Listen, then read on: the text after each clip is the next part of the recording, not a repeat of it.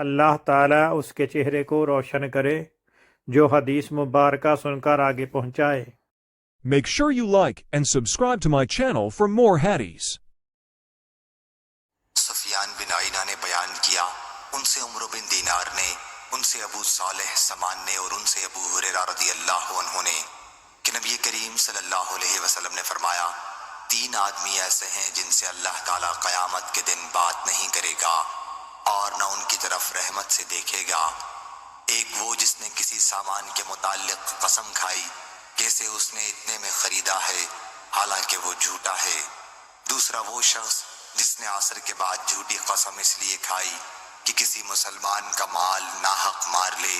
اور تیسرا وہ شخص جس نے ضرورت سے فالتو پانی مانگنے والے کو نہیں دیا، تو اللہ تعالیٰ قیامت کے دن اس سے کہے گا کہ جس طرح تو نے اس سے زائد از ضرورت فالتو چیز سے دوسرے کو روکا جسے تیرے ہاتھوں نے بنایا بھی نہیں تھا، میں بھی تجھے اپنا فضل نہیں دوں گا۔